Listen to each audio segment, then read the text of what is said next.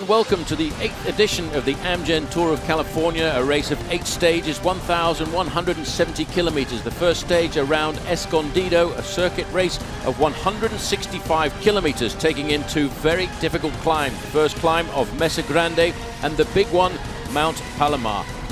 And as we look at the profile, you can see what this stage is all about. There's Mesa Grande, Mount Palomar, the high spot at 5,500 feet. Or 1,700 meters in altitude before racing down to the finish. At the start, the very, very popular Peter Sagan, and he's the rider who last year won 5 stages of this race. The overall favourite, everybody puts the weight on the shoulders of this man. 5th overall in the Tour de France last year, and that, of course, was TJ Van Garderen. All smiles here at the start, probably the warmest these riders have seen so far on the international circuit, because it's been quite dreadful, the weather in the early part of the season in Europe. Philippe Gilbert riding on the strong BMC squad, the reigning world road racing champion. 72 kilometers from the finish, 4 riders were still out front. A breakaway of 4, which had started very early on, were beginning to thin out as the riders got on to the slopes of Mount Palomar. Nonetheless, they were still quite a long way ahead. Yes, they built themselves a maximum advantage at one stage of 9.5 minutes, and when they got to the summit of the climb, in fact, it was Carter Jones who went across in first place, ahead of James Temper, getting himself maximum points. But in the main field, it was the team of TJ Van Garderen who were really putting the hammer down. As they sprinted over the top, Lucas User in the blue here was scoring well for his team as well, and keeping in the hunt for the Nissan King of the Mountains title. Carter Jones, though, was building the first day's lead in that competition. So the 2 leaders up front, Marsh Cooper, the new Canadian rider, was being dropped by the front leaders. Zach Dempster, the Australian, he had already been dropped. It was leaving just 2 riders to try and strike out for the finish, with some 38 kilometers, 24 miles still to go. Yeah, strangely enough, it was the 3rd category climb of Cole Gray that really started to put the pressure on in the leading group of riders, reducing it to just 2 men. And still Carter Jones seemed to have the legs that may well create the surprise and a stage victory for him, but again got himself maximum points over Cole Gray. But it was actually in the main field behind that there was an awful lot of pressure that started to fraction the main peloton. Again, Lucas User sprinting up towards taking the minor point at the top of the climb as they go over the summit. 4 minutes and 4 seconds, the gap behind the leaders. Yes, it was at this point that lots of the pre-race favourites were starting to suffer, including number 51, Peter Sagan, who was left behind. And it was because of the pressure of his team, Team Cannondale, that he was finally able to reintegrate the front part of the race, hoping to get himself an opening victory on stage 1, as he had done 12 months ago. With 2 riders still clear, the main chase pack slowing down, it was a chance for Peter Sagan and his merry men to rejoin the leaders. So the sprinter was getting himself back into position for a likely win when we got down to Escondido, although the 2 leaders up front still had an advantage of just under 3 minutes. Yes, it was starting to look as if there could be a surprise, but even Philippe Gilbert was suffering with the heat, which approached 40 degrees Celsius or 100 degrees Fahrenheit out on the day. Down to 2 minutes and just 10 miles of racing left now is Team Radio Shack, and also prominent up at the front there was Andy Schleck, but at the back there was a crash involving Luis Romero of Cuba. And at first the fall looked quite serious, but he would remount and he would be held back towards the finish by his teammate Ben-Jacques Maines. So it was down into the streets now of Escondido, and the gap down to just 25 seconds. 2 survivors had done a great job to survive on the day, but down to 500 meters advantage, and all over the front end of the race the control was lime green jerseys, because Peter Sagan was feeling very comfortable that this was going to be his overall victory. These 2 men had survived since the 8th mile of the race, but as they came into town, a final attack came from the Dutch rider on the Vacansoleil team, Louis Vestre. Vacansoleil have never been here racing in the United States before, and here they were now with a rider out on the attack. And Vestre, the 30-year-old rider, was quickly joined by Francesco Mancebo, who rides here in the 5-hour Energy team. And Vestre didn't know who he was. As they got to the 1 kilometre to go, they still had an advantage. This put a lot of pressure on BMC Racing, because Francesco Mancebo is regarded as one of the riders who could possibly win this bike race overall, and TJ Van Garderen did not want to give him too much of an advantage.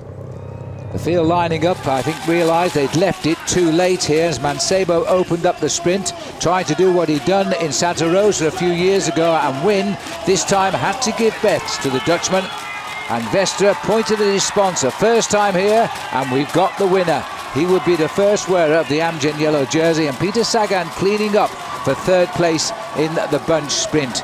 If only they'd have caught those two leaders, he might well have got his 9th stage victory historically of this race. But instead, it was Vestra.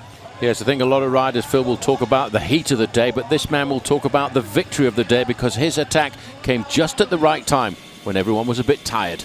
The overall standings reflecting the day's stage result. Vestra, the first man in yellow, Mancebo in second place at 4 seconds, Peter Sagan at 12 seconds, and the main field all placed in a big bunch, some 16 seconds back, led by the sprinter from Belgium, Gianni Meersman. And Peter Sagan went towards the podium thinking what might have been third place not good enough to take the first race leader's Amgen yellow jersey. So in Escondido, it was the Dutch who were on top here. The second stage of the Amgen Tour of California made its way from Murrieta to Greater Palm Springs, 200 kilometers or 124 miles, the longest day, Paul. Yes, but halfway through the course, a very, very difficult climb, and heat was the order of the day when they made their way down into Palm Springs for a dramatic mountaintop finish. This is what the profile looked like from Marietta over Mountain Center, down into Palm Desert, and then to the summit of the tramway. And hot, hot, hot was the order of the day. Reflected heat off the highways was said to be 50 degrees Celsius, while near record temperatures out of the skies as well. A breakaway of 4 riders getting clear around 3 miles into the race of Pat McCarty, Ben-Jacques Maines, Sylvain Chavanel of France and Scott Wazanski. And at one time, by midway, they had 12.25 minutes lead.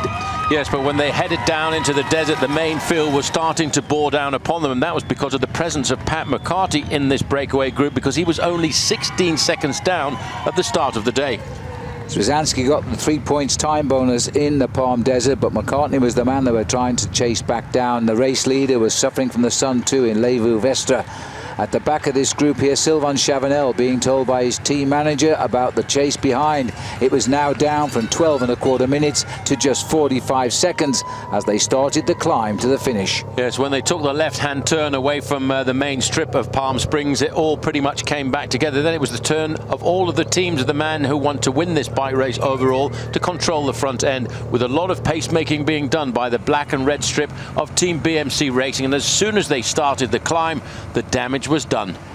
The tramway climb, approximately 7 kilometers long, is steep and brutal and the hottest part of the course on what was the hottest day of the race of the 2 days.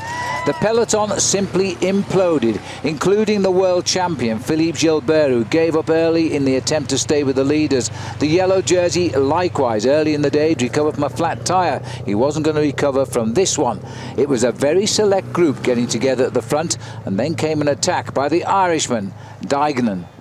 Yes, he was looking to try and hot up the race as they moved into this cauldron-like finish line surrounded by white rock and a very dark black road, which made it even hotter as they made their way up to the summit. The big advantage was, though, for TJ Van Garderen. He had a teammate up alongside him, and that, of course, was the Swiss rider who was right up there alongside him, Matthias Frank. The long, unforgiving slope, which takes the riders up to the tramway, which was where the race would finish, at its steepest at around 22% gradient. 15 down to just 5 chasers. Phil Duignan still hanging on in front.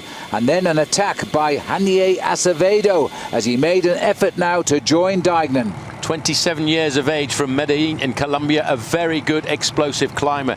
He was given a little bit of freedom, but the work that was done by Matthias Frank was phenomenal, reducing the number of riders in that group behind to a select few, including Michael Rogers of Australia. The summer's getting to many, many riders now. Reports of the riders falling from the bikes on the slopes, suffering from the heat of the day, while Phil Duignan kept on the pressure. And it was left to TJ Van Garderen, first of all, to catch up with Acevedo, and then take what's left of the group up to the back wheel of Phil Duignan. Yes, TJ Van Garderen, once he'd used his teammate Matthias Frank to the maximum, knew that as the leader of the squad, he had to take the responsibility of the chase, chasing down, first of all, Duignan, and then leaving everybody behind, but shadowed by the Colombian rider Acevedo. The whole field, 123 starters on this second day, had given their all on this slope and were now time-gapped all the way down the climb of the tramway. Two riders left at the front. The race favourite for overall in the red, TJ Van Garderen. 1 kilometre to go, and Acevedo, who's only ever won 2 races in his life, was tucked in to his slipstream, making his way now towards the summit. Yes, both of those riders starting in the same time in the overall classification, but as they got to 500 metres to go, there was a massive acceleration from the Colombian Hanier Acevedo. No fear at all of the Colombian for the severity of this climb. TJ Van Garderen said afterwards he could not answer the acceleration of Acevedo. He was scared to go into the red zone on such a hot day. So Hanier Acevedo scored the victory, and awaiting him a yellow jersey on this longest day and over 5 hours in the saddle beneath the sun. TJ Van Garderen keeping his favourites overall tag by finishing just a few seconds behind in second place. Then Phil Dignan third, Frank fourth and Michael Rogers fifth. The yellow jersey losing almost 10 minutes on the climb alone for Vestra. So that would put a very big change at the top of the overall classification. And this man we're looking at here, Hanier Acevedo, was the strongest of them all in hot conditions and a steep climb to the finish.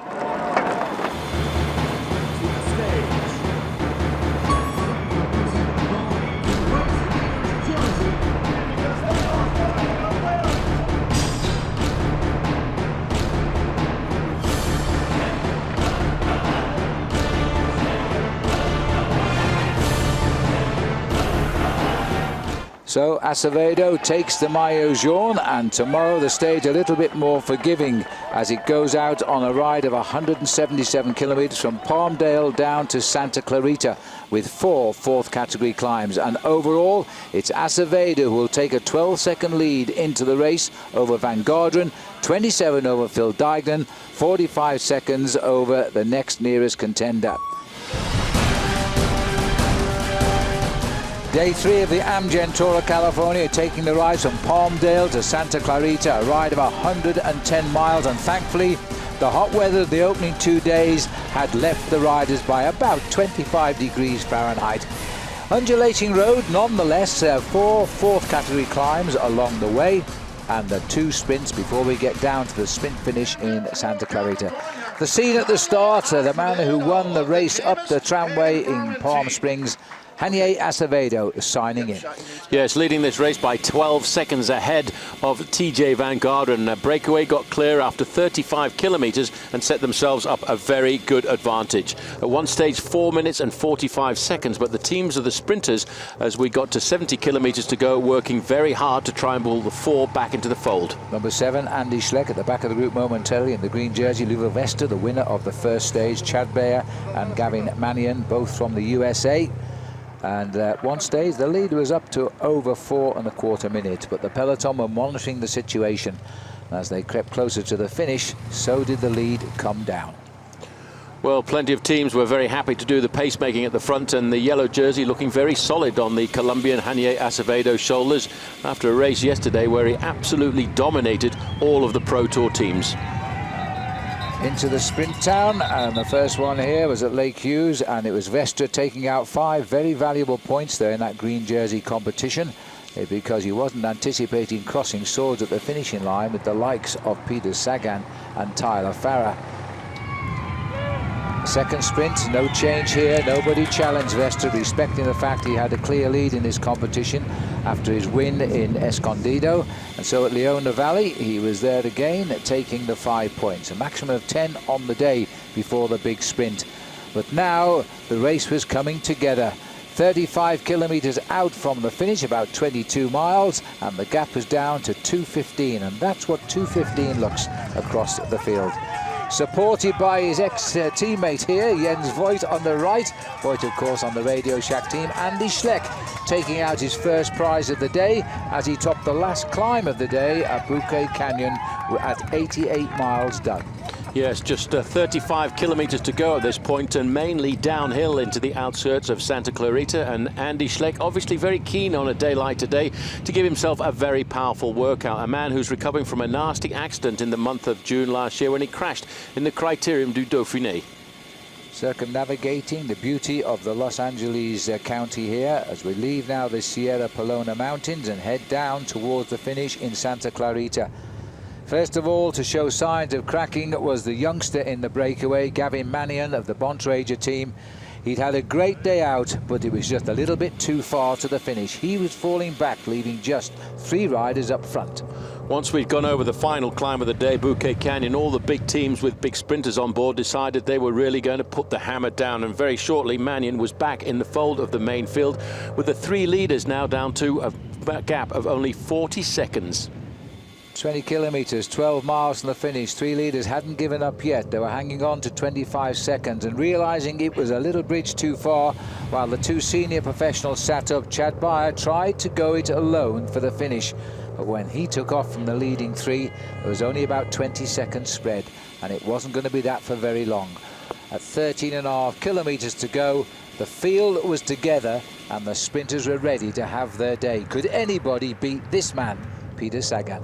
Well, they were all going to try, especially the Garmin Sharp team with Tyler Farrar. There was a very nasty crash went down on the run in towards the finish. A rider from Bontrager went down very hard, but he managed to get up and finish himself. And in fact, at that time, it was Ryan Eastman. As we got close to the finish line, though, it was all about trying to lead out the sprinters. 500 metres to go, a rechange at the front once again now as they try to continue this, and a bit of a rush coming up from Optum as well, but Orica Greenedge. This is Baden Cook on the left of our picture, trying to deliver Matthews towards the line. Now comes the break from the middle of the pitch. As they race towards the line, there's a massive switching, and Bring Matthews is on the left. Is it going to be Michael Matthews on the line? Sagan gets it. Peter Sagan comes from nowhere. Tyler Farrar on his wheel. Michael Matthews on his shoulder. He produced the perfect finish. Well, I don't know where Peter Sagan came from there, Phil. You know, last year when he won his 5 stages, he won them from any which way you wanted to put it. There's Michael Matthews on his right-hand side. No special salute here this afternoon for the man who was super. Well, there is. There you go. Another little special salute by Peter Sagan. Gets himself a win #1 at this year's Amgen Tour of California. A little bit of disarray in the team, but when you're a top sprinter, you can go any which way you like. And he came out from nowhere. And there's the overall situation. No change, and that makes a change for itself. Today, as all the riders have finished in the same time, Phil Dignan stays there in 3rd. The best young rider is still Lawson Craddock on the Bontrager team in 8th place. He'll be wearing that white jersey by the Crunchies natural snack sponsor tomorrow as well. It was stage 4 of the Amgen Tour of California, sponsored by Breakaway from Cancer. The riders going due west today from Santa Clarita to Santa Barbara. 84 miles or 135 kilometres. Just a couple of small hills along the way. And as always, Paul, a nice job at the sign-in. But of course, which although not really hilly, stays up in the high mountain passes. Yes, pretty lumpy in the middle part of the course as the riders make their way through a very beautiful part of California as they headed away towards Casitas Pass, which will be the last real tough spot of the day. As always, the breakaway getting away at about 16 kilometres into the race. Chris Baldwin, Chad Bayer, James Stemper, Nathan Brown, Frank Pipp and Marsh Cooper were the escapers, all North American riders. And the biggest lead they were given was just over 4 minutes. With less than 70 kilometres to go, the peloton were beginning to react. Yes, again, it was the same scenario. The teams of the sprinters sending 1 man each to the front to keep the tempo going. But it was very important when they got to the first climb of the day at California 150, because Chris Baldwin did not want James Stemper to get any points, because he was second in the King of the Mountains competition behind Baldwin's teammate Carter Jones. And the tactic worked as well, because Chris Baldwin, who was the best man in the breakaway, starting the get day just over 3 minutes behind overall, and at this point still the virtual leader of the tour on the road. He got the 4 points at the top on the California Highway 150. The peloton going over still around 3 minutes behind. But they'd got it pegged in. A little bit of a descent away as they headed down to the sprint point in Ojai, and the gap was starting to come inside of the 3-minute margin. The main field now was starting to look very aggressive. Ojai, by the way, is known as the Shangri-La of Southern California. No real sprint though, and it was Baldwin again taking the points at the Visit California sprint point, as they now went through 50 miles a point and 34 miles to race. But the breakaway was now on the last climb of the Casitas Pass, the last challenge of the day. And in fact, as we expected the attacks to come from Bissell, well, a different rider went out on the attack, and it was the youngster, 21 years of age, from the Bontrager development squad, Nate Brown, who jumped clear of the six-man breakaway. Hailing from Covington in Tennessee, he was cheered all the way up the pass and first over the top. A nice coup for the young man, who this year had finished second in the Liège-Bastogne-Liège Espoirs under-23 race. That's a big race and a big result for him. He had an advantage of about 10 seconds over the top of the climb and continued on the descent, while the main field, all of a sudden, the change of card had come to the front, and it was Team Vacansoleil who were starting to get themselves into the action.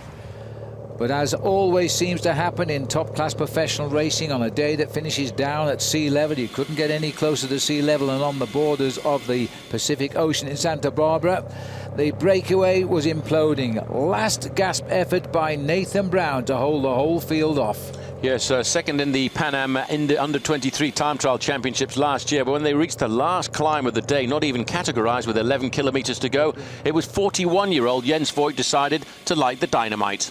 Yes, giving Nate Brown 20 years in an age gap. This man was doing the death knell for the breakaway, picking them off one by one. The race behind was also imploding for the moment as they tried to bring back Jens Voigt in the counter move. Put a lot of pressure onto the move there, but the green helmet you can see there, that's Peter Sagan. He saw this as an opportunity to slip away and try and outfox all of the other sprinters in this race. And then Garmin took control as they approached the final mile of the race. A split in the roundabouts. Watch the rider top left of your picture. That's Matt Bernier, the champion of Ireland. He stole a march by going the shorter way round, and he made a desperate bid for victory with 2 kilometers to ride. Yes, he's been champion of Ireland for the last 3 years. As they went under the Kenda, 1 kilometer to go, he was still holding on to a slim advantage, but the sprinters' teams now were really scrambling to pull it all back together. And it was Orica Greenedge at this point who seemed to have grasped control. On the right-hand side, Peter Sagan's men, well, they were just waiting. Sagan is going to have to do one of his famous late runs and get out of the mess he's got himself into. He's an awful long way behind here, Peter Sagan, as Farah comes up towards the line and grits his teeth. Tyler Farah is going to get this right on the line, and the Garmin Sharp have done this amazing double today. They've won the stage in the Tour of Italy, and now they've won the stage in the Amgen Tour of California. Well, that was a great move. They kind of lost their train down towards the end a little bit, but they were the ones who had it lined up with 4 kilometers to go, 3 and 2. Once this man became isolated, he had to pay back for the team the job that they'd done here this afternoon, and he wanted this victory. He won 2 stages last year in the USA Pro Challenge, but he's got enough time to get to the line for the big 2-arm salute. No change in the overall standings. TJ Van Garderen looking for 12 seconds. Phil Dygan looking for 27, unchanged from yesterday as we get closer towards the time trial on Friday. There he is, and beginning to smile now. Yannier Acevedo is James Hagan's Berman small team here in the USA, doing another good job, keeping him out of trouble today and guiding him through to another stage tomorrow, which should be for the sprinters as we continue onwards from Santa Barbara. The fifth stage of the Amgen Tour of California took the riders 185 kilometers from Santa Barbara to Avila Beach. And when you take a look at the way the road was going inland, it was going to be a very difficult stage, with the riders' enemy on this occasion going to be the winds. A quick look at the profile gives us an idea that in the early part of the race, the very big hill of Marcos Pass was where it was all going to happen. After that, the undulations as they made their way down to the Avila Beach for a tricky finish to the line. All the leaders taking front rank on a misty shore down in Santa Barbara for the start, and then the rollout as the riders moved away for a short neutralized section before they began riding right out onto the climb of San Marcos. And immediately 2 riders breaking clear, Thomas de Gent and Chung Kai-Feng, quickly joined by the leader in the Nissan King of the Mountains, Carter Jones. He was hunting for the points at the top of the San Marcos Pass. Yes, it was over the top of the San Marcos Pass that he got himself maximum points, but around about 60 kilometers to go, 40 miles of racing, as the 3 leaders were 2.5 minutes ahead. The wind all of a sudden started to rise, crosswind for the riders, buffeting them quite dramatically across the road. The leaders now are really battling into that headwind too, and the peloton were closing in, and Yannier Acevedo, the leader of this race in stage 2, was not paying attention. He was sitting at the back of the group as the group arrived in the town of Guadalupe. the wind was changing direction. No, it certainly was, and at that point the red, white and blue jerseys of Team Radio Shack came to the front end of the main field and started to put up the screws, causing chaos at the back end of the race. The pressure was coming from Team Radio Shack, and in particular Jens Voigt at 41, the oldest rider in the race. He'd mustered the teams up and the strong men were working together. Acevedo was being left behind at the tail of the bunch. 6 men from the top 10 in the overall standings are missing out on the split, but most importantly, number 131, the leader of the race, Hanye Acevedo, was well back. Some teams like Orica Greenedge had packed 4 men into that leading group. The second-placed overall rider, TJ Van Gordon, was there. So too was Michael Rogers, the 2010 winner, and Matthew Boucher. These were the important men in the overall, but sprinters were there too, and they quickly wiped out the lead of the 3 men who have been clear for most of the day so far. And over the next hour and a quarter of racing, it turned out to be a massive battle between the leading group and the main field behind, which tried on occasions to pull back the leading group of 18 riders. They got at one stage as close as 30 seconds, but finally the main field started to crack. They were under pressure now, and this was an important sprint here for just a 3-second, 2-second and 1-second time bonus. Thor Hushovd wanted to try and let TJ Van Gordon get the 3 seconds, but he had to take it himself as Michael Rogers came up on the outside. Racing for that yellow jersey were Rogers and TJ, and they'd just taken a second away. But the main field decided they would not lay down arms. They realised there was still the chance they could pull themselves back to the leading group of riders. But there were some good sprinters in that leading group as well. Michael Matthews from Orica Greenedge and Peter Sagan, the leader of the sprint competition. Hanye Acevedo, though, could do nothing. He just sat in the pack and hoped, crossed his fingers, that it would all come back together. There were a few teams interested in taking up the chase, and it was left to just 1 or 2 teams to try and limit the escape. For a long time, it was less than a 1-minute advantage for the 17 front-runners, but they were in no way ever going to come back. As they raced towards the finish, the change of direction. Around the corner was the finish, and Jens Voigt, with nothing to lose and knows he can't sprint, broke clear of the field, and there was no reaction immediately. At 4 kilometres to go, he had an advantage of 5 seconds over the main field, but he was willing himself to get around the corner. And at the Flamme Rouge, the Kendo 1,000 metres to go, he still led the race by 7 seconds. This is the chase group, and this is the only way you can beat the sprinters, Paul. All of a sudden, the impetus has gone out of the chase behind Jens Voigt. In the back of their minds, they've said, we can't pull this man back anymore. He's looking at the left-hand bend here. He's got then 2 more corners before he gets into the last 400 metres. A last little look over his shoulder to check where they are. But Jens, I can tell you, mate, you've got about 7 seconds advantage over these men, and they've not got the power. Cook is on the front. Thor Hushovd is behind him, along with Tyler Farrar, men who thought they would win today. And this man has slipped away from them in the best possible manner. Now we're downtown. These are the right-handers. He's going to see the finish. It's uphill, remember, and it could crack. There's a right turn. This is the crucial left-hand corner. 200 metres to go.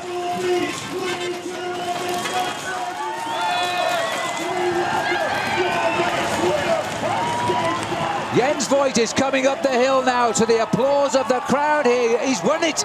He has won his stage. The field behind it, it's all over. A brilliant, well-taken win by the man that started the most best move of the race this last 5 days. Voigt wins. Farrar, I think Thor Hushovd might have got second. Farrar and Sagan over that line. But the man who started it, the oldest man in the Amgen Tour of California at 41 years of age, is still a racer. He loves to race. He beat his body inside out. I'm not surprised you want to sit down, Jens. That was a fine performance, well timed, right down to the end. Well, it's worldwide coverage, so his 6 children in Germany will be seeing these pictures of Jens Voigt. Dad has won here today. The battle, of course, is already over for the race for yellow. The timer's already ticked by. The next leader of this race will be TJ Van Gordon. As you can probably hear the police sirens coming in with the peloton as they swing around the bottom bend. Acevedo not taking part, not surprised in the finishing sprint. Matt Brenier brings them home over the line. Or does he? Just pipped on the line, I think. So the yellow jersey, 1 1 minute 5 seconds, that's too much. He was only 12 seconds behind, and of course there are small bonuses to be taken in as well. There's the yellow jersey just coming in now. I think there was a slight split in the time there as well. He may well have lost as much as 1 minute and 7 seconds. So he will drop down in the overall standings on the eve of the individual time trial. But what a race we've had here today on the road to Avila Beach. A tough day for the yellow jersey, Hanye Acevedo, and a new leader at the top end of the overall standing, because now it's TJ Van Garderen who leads this race by 42 seconds ahead of Michael Rogers, Acevedo dropping down into third. And TJ Van Garderen could not hide his joy when he came onto the podium to get his yellow jersey, maybe one day before he expected to. A kiss for our beautiful Michelob Ultra podium ambassadors. One more time, ladies and gentlemen, TJ Van Garderen! Stage 6 of the Amgen Tour of California. It was time trial day, a ride of 30.6 kilometers, 112 riders left in the race, and it started, Paul, with the loss of the national time trial champion of the USA, Dave Zabriskie. He crashed before the race even started. But the key for the day, the end. Yes, it was very undulating and technical in the first part of the course, but the secret was that final 3 kilometers, 2-mile ascent up to the motorway circuit around here, where everybody comes to ride motorbikes in the summertime, but today it's about bikes. It was indeed, and the trend was being set by the 22-year-old Australian Rowan Dennis on the American Garmin Sharp team. He flew around the course. He was best time at the bottom, and he maintained that to the top when he finished, almost overshooting the final bend. But he became the first rider to reach the finish inside 50 minutes, 49.20. A minute and a half faster than Christian Coren, who had been the overall leader at that point. A great ride by Rowan Dennis in a time that was going to stand for a long time. The last man to start was TJ Van Garderen, starting the day with a 42-second advantage over Michael Rogers, but he needed this individual time trial to lay down some foundations and give himself a big buffer before the mountaintop finish to Mount Diablo tomorrow. Scaling new heights on the right, they were seeing the man in yellow settle down into the race very early on. This was technically a very difficult course because it was quite hilly apart from the last climb.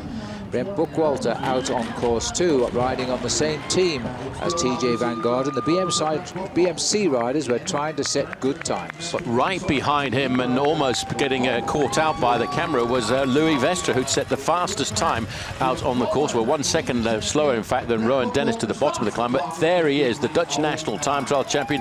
He came around that corner to stop the clock with a new best time, 5 seconds faster than the Australian Rowan Dennis. Having a great week. He was the winner of the first stage in Escondido and then cracked on the big stage up the mountain in Palm Springs. Out on course, though, all of the last starters now were gapped by 2 minutes at the start house. They were all racing for real time to try and reshape the overall classification. And Van Garderen was doing well. The crowd were cheering on here, the man who led the race for 3 days, Hanye Acevedo, but he was losing a little bit of time. But reports were coming from out on the course that TJ Van Garderen pulled back almost 1 minute on the man who started 2 minutes ahead of him in this race, and then disaster struck for Hanye Acevedo. His chain came off and he had to get a very quick bike change, and because we were still on the fluctuating part of the course, he decided to opt to go onto a new time trial bike. Yes, Michael Rogers was the rider conceding a minute, while ahead of Rogers was this situation here with Acevedo. This was not a planned change. Many of the riders were changing the bikes, but further up the road at the start of the final climb from time trial to road bike. TJ Van Garderen opted not to change his bike at all, and it had effect. Meanwhile, Acevedo, this was the planned time trial change, but he was now losing time, and not far behind him in the distance was Michael Rogers, who was catching up. Yes, Acevedo is a very good climber. He showed us that when he won the climb up to the tramway outside of Palm Springs, which is why he decided to opt for a climbing machine to try and pull back some of the deficit that he lost out on the road. Michael Rogers also opted for the same tactic. Young lady there with her baby was finding she was in the right spot with all the riders throwing their bikes at her as Michael Rogers got underway. Meanwhile, the one rider making a lot of progress in this race was the Australian Cameron Meyer, producing a great time trial which would see him move up up from 6th overall to 3rd overall in this race tonight, as Meyer hits the line with the 4th best time, with others still to finish. Yes, that was a great ride that saw him climb up in the overall standings, but the big question was, could anybody dethrone Louis Vestre at the top of the overall leaderboard on the day? At 2 kilometers to go, TJ Van Garderen could almost see the back wheel of Michael Rogers a little bit further up the road, and Rogers could almost see the wheel of the Colombian rider Acevedo just around the corner from him too. Yes, the morning's top 3 riders, the last 3 to start, were closing in on one another, and TJ Van Garderen was making the most of it in yellow. Mathieu Boucher coming in here. This is another necessary good time. 51. He's going to be a top 12 finisher. Not quite as he swings off that corner. May make the top 14 riders as he comes up towards the line now. He's going to slot in 13th place, Paul. Well, it's going to be touch and go whether or not he keeps away from the onslaught of Cameron Meyer either, because he was only 25 seconds ahead of Cameron Meyer at the start of the day. There's only 40 seconds on the road between TJ Van Garderen and Michael Rogers, so he's already pulled back 1 minute and 20 seconds on Rogers and probably close to 2.5 minutes on Acevedo. Well, this has been a terrific race here throughout the day. It started with sensation when the national champion of the United States, Dave Zabriskie, 4-time second overall in this race, crashes out in warm-up before the race even begins. And now we're seeing the 3-time world time trial champion feel a young American coming right up behind him in yellow. Yeah, but Michael Rogers doesn't look too bad at all. I think he made a very sensible decision. He looks comfortable on this change of machinery. And he's just around the corner, not too far away from the Colombian, but the Colombian is going to be a danger tomorrow. Just look at the ease, the way Acevedo is eating up this climb at the moment. He's got a very high cadence. He's got his gears right over to the left-hand side, keeping a nice low gear in. He will be a danger tomorrow when we go up to the slopes of Mount Baldy. Mount Diablo. We've never finished on Mount Diablo before. And they will all be wondering how much time he will be able to pull back on the slopes of that climb. We saw what he did on the steep slopes of the tramway down in the Californian desert, and tomorrow on Mount Diablo it is a viciously steep climb. It is steeper than the finish, of course, on stage 2. And just look at the way this guy climbs mountains, the souplesse as he comes up the road here. He's pulled away from Michael Rogers with the bike chains since he got onto his own terrain of uphill. This had been a hill climb special time trial. He might even have won it. He's relishing it now as he heads up towards the finishing line. He's going to be inside the 52-minute mark, so he's right up amongst it. It's going to be a very good ride. It may cost him a place or 2 overall, because Cam Meyer, I think, will claim he could be up in the 3rd place tonight, Cam Meyer, Paul. Yes, he very well could be, and that's a great performance by Cam Meyer as Acevedo accelerates up to the line there. You can see he's lost 2:18, and I think he's lost the 47 seconds of the 39 seconds he had ahead of Cameron Meyer. So Cameron Meyer could have moved up into 3rd spot today. Here's the face of Michael Rogers. And he's not that far behind Acevedo. He's in the approach to the finish now. This is the time. And then the question is, he's not going to win the race. The question is, will TJ win the race, or will he just have to satisfy himself with time? As Michael Rogers crosses the line, his 3rd best time, 49.57. It was a great ride by Michael Rogers. Well, he certainly rode superbly. He took the risk. Now there's only one man left on this course. The time to beat is 49 minutes and 15 seconds if he wants to win the stage. And he's not got very far to go, 300 meters. I have a feeling that the man we're looking at here is going to be the only man to record a 48-minute time. Well, and his first stage win of the week, and that's the way to win. When you wear the maillot jaune in a bike race and you can win a stage of it wearing it, then you are something very special. And this is a special performance by TJ Van Garderen. He's going to come home the winner of the stage.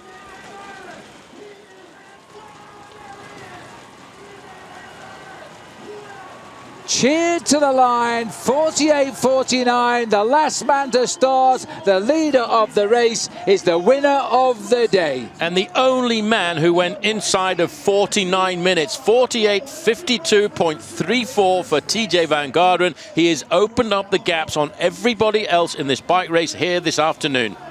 So that's the situation tonight, and we can have a look now at the overall standings here. TJ Van Garderen now leads the race by 1:47. Myers up from 6th to 3rd. Frank is in 4th place. Acevedo from 3rd down to 5th. Boucher also dropped a little down to 6th. Mancebo 7th. The top 10 completed by the best young rider in this race, Lawson Craddock. And the newborn baby Rylan here getting a first taste of a podium and a salute to the crowd.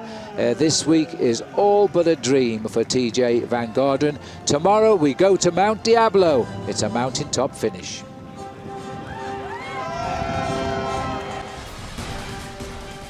Stage 7, the penultimate day of the Amgen Tour of California, taking the rise from Livermore to nearby Mount Diablo, the high spot of the race, a mountaintop finish for the first time in this race. Well, 2 climbs on the way, Morgan Territory followed by Patterson's Pass, but really it was the final climb of the day that gave the sting in the tail to this year's Amgen Tour of California, because down towards the end, climbing 1,100 meters or almost 4,000 feet, Mount Diablo at 17 kilometers in length.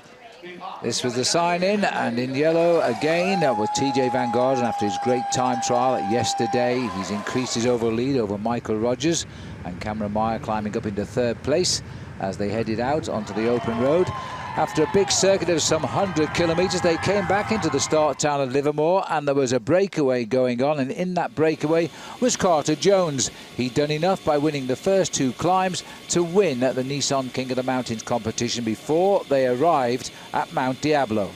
Looming on the horizon outside of the town of Livermore was Mount Diablo, but first of all what they had to do was pull back that 10-man leading group that at one stage had built up an advantage of almost 4 minutes. But a great job of work was done by Team Jamis, who were the team of the Colombian climber, and that of course Hanier Acevedo. It looked as if Andy Schleck was going to try and do a special ride here this afternoon, but the main field for a lot of the climb were under the control of Team BMC Racing. But in the leading group, all of a sudden the Dutchman Louis Vestre felt he had climbing legs. It was always going to be about this last climb up to the summit of Mount Diablo. Everybody was racing for seconds for the final shuffle of the overall classification.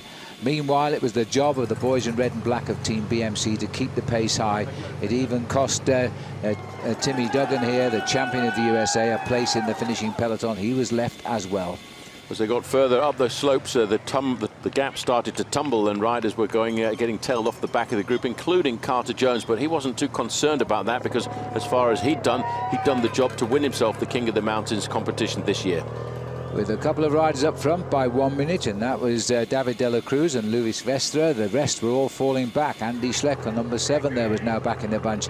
And then coming up with the last 6 kilometers to go, can you believe it, 41-year-old Jens Voigt tried to slip away from the field. Trying to create a little bit more damage and maybe set something up for his own teammate Matthew Boucher, who started the day in 6th place in the overall standings. But these accelerations then started to eat into the advantage of the 2 leaders. It was down from 1 minute and 15 seconds advantage to 45 with 5 kilometers to go. But there's no respite on the climb of Mount Diablo. It's some 17 kilometers long, and Mancebo attacked from the group. He quickly picked up Jens Voigt and left him behind as he was off now in pursuit of the 2 leaders. And very quickly he got across the gap, but the main field were also starting to accelerate under the control of the Red Guard, the riders from BMC Racing. The man on the front there, Marco Pinotti, former Italian time trial champion, doing a good job setting the pacemaking for TJ Van Garderen, hoping that they could stay off the attacks from the climbers. Mancebo contacted the front group, and in the chase 2 upcoming was Leopold Koenig. So there was some new names, and all the way up the climb we were expecting Hanier Acevedo to attack and aim for a 3rd place finish tomorrow. He left it till 3 kilometers to go, but he made his move so swiftly few could stay with him. Leopold Koenig, though, he also went after him. When you look back at the times from the previous time trial stage, the climb to the summit, first was the fastest time was Hanier Acevedo. The next man, who was just 1 second slower than the Colombian, was Leopold Koenig in the blue and white jersey there of Team NetApp, and he slowly but surely rode across the gap to join the Colombian leader. 25-year-old from the Czech Republic was quickly up alongside and didn't even give him a chance to recover, because he hit him straight away with an attack as the finish line was approaching. Acevedo, though, needed just 34 seconds to move up to 3rd place overall in this race, and it was looking good as the finish approached. Well, TJ Van Garderen down to just two solid teammates there, Amel Moina and of course his own teammate Matthias Frank, who's in 4th place in the overall standings. But probably the big casualty was Cameron Meyer, who started the day in 3rd place overall, but tailing him by that 34 seconds was the man who was now leading the race, the Colombian Acevedo. Acevedo on the front. Cameron Meyer, the man he was shooting at in that 3rd place overall, was off the back, and now every second really was counting for the Colombian. And a very, very elitist group chasing up the mountain as well, and TJ Van Garderen was still in this group. And so too Lawson Craddock. He'd slipped to 10th after the time trial yesterday. He was now about to move up to 8th as the best young rider. Leopold Koenig, the 25-year-old from the Czech Republic, going clear of Acevedo, but Acevedo's going to have another go at him, I think. Koenig hasn't won a stage race, or a race in stage 6 of the Tour of Britain in September last year, and Acevedo is not going to get him now, Paul. This is a great win for the NetApp team. Koenig with the shout gets the joys of the crowd, and a great ride by Acevedo. The clock starts now. If it's 33 seconds to Cameron Meyer, Acevedo will be up. So we've also seen Craddock come up there now, TJ as well. Michael Rogers right behind him in 4th. And after 34 seconds have passed by, Acevedo would have promoted himself onto a podium finish tomorrow in Santa Rosa. So let's have a look how those standings stand overall tonight going into the last stage. No change in the top 2. 2-second gain for Van Garderen over Rogers. Acevedo up into 3rd. Frank holds 4th. Meyer drops from 3rd down into 5th place.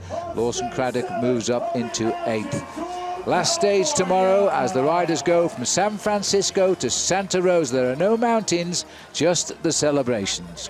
It was an unbelievable team effort. I knew they were going to be strong. I knew they were motivated, but yeah, they just went above and beyond expectations, and you know, they made my life somewhat easy out there. It was still a hard day, but I'm just thrilled. I'm soaking it in. It's the final day of the Tour of California. Riders setting off from San Francisco for a 130-kilometer ride to the finish town of Santa Rosa. Behind them now, more than 1,200 kilometers of racing from when it started 8 days ago in Escondido. Starting in the shadows of the Golden Gate Bridge, the riders faced a fairly flat stage on their way up to Santa Rosa, where they would finish with 2 circuits of 2.5 miles around the city. But first of all, it was goodbye to San Francisco through this iconic setting here as they crossed over the Golden Gate Bridge. And down there, Alcatraz, another iconic monument here in the bay at San Francisco. The riders moving away at 8:15 in the morning to set themselves up for this 130-kilometer stage, which theoretically should turn out to be the stage of a sprinters. But to begin with, they had a magical ride across the Golden Gate Bridge, which was only closed for the 3rd time in its history. Riders kept to a special lane so they could get through the toll booths at the end of the bridge, and this of course was neutralized riding before the race would start on the other side of the bridge. But once it did, 4 miles in, about 7 kilometers down the road, De Gent of Belgium and Vacansoleil, Jason McCartney of Bissell, Antoine Duchesne of Bontrager stole a lead. Yes, they built a maximum lead of 4 minutes and 30 seconds, but the teams of the sprinters sent a representative from each of their teams to the front to keep the pace nice and high. And at 52 kilometers to go, the gap started to come down.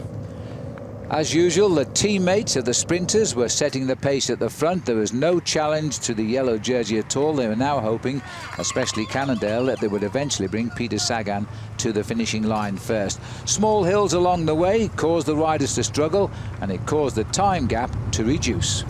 Yes, but the sprinters knew this was the day they wanted to have their opponents pulled back into the main field. But there was a big competition for the sprint jersey sponsored by Visit California, because Peter Sagan was leading that competition by a single point on the running towards the finish, ahead of the American Tyler Farrar. With the catch imminent, the 3 leaders started to attack one another. And Thomas de Gent was having none of it. He was about to fall back into the peloton. But the other 2, Antoine Duchesne and Jason McCartney, were going up to join each other to stay in tandem for just a little while longer. Thomas de Gent thought the better part of valor was to sit up and wait for the main field, and with 17 kilometers to go, the gap was hovering at the 1 minute margin. McCartney fought back, and McCartney the only rider in this race to have ridden and finished all 8 Amgen Tours of California, and on his way he's finished 3rd overall and he's won the King of the Mountains title. Now they're back together, the lead 50 seconds, 16 kilometres out. Big organisation as we came into town for the 2 4-kilometre circuits around the downtown area of Santa Rosa, and rather tricky circuit as well because there were 8 corners in just 4 kilometres. Antoine Duchesne, a show of defiance as McCartney went back into the group, but it was only for the moment. It was time to wave to the cameras and rejoin the rest of the race here. There were now all 111 survivors in this race going down to Santa Rosa together. Yes, well, Duchesne deciding it was time for him to resign as well and raise the white flag and surrender, and popped himself back into the main field. Then it was starting to line itself up to be a battle of the lead-out trains of the sprinters. 2 laps on the menu of Santa Rosa. First time the town has been used for the finish of the race, the complete finish. It's had 7 appearances out of a possible 8 as a staging town. The riders now seemingly were under control of the sprinters' teams, in particularly Cannondale in the lime green. Yes, when they came down to the final line, though, there was a little bit of confusion with 1 kilometre left to go because all of the teams were actually running out of firepower, and it was Orica Greenedge of Australia who seemed to have taken the best advantage. They hit the front first, but it wasn't going to stay that way as they went briefly into the darkness of the tunnel. Peter Sagan launched his sprint and he hit the front so cleanly. Scramble as they did, they could not get up alongside him. Peter Sagan was confirming his 4th year as victor of the sprinters competition and his 2nd stage win of this week. But also finishing in the main field with the same time as everybody else, the American TJ Van Garderen gets what he's been looking for many, many years. In fact, he crossed the line in the same time to take the overall victory at this year's Amgen Tour. But the accolades of the day and the individual stage lied on the shoulders of Peter Sagan with a phenomenal stage victory. So Sagan the winner, but TJ Van Garderen getting his first ever stage race victory as a professional. He was 5th last year in the Tour de France, ahead of a former winner of this event back in 2010, Michael Rogers. Acevedo, with 3 days a leader, finally finishes in 3rd place. Matthias Frank in 4th. The podium here. Rogers all smiles on his new team for Saxo Bank. Acevedo, the big surprise, survived to be on the podium. And TJ Van Garderen, the big winner in Santa Rosa.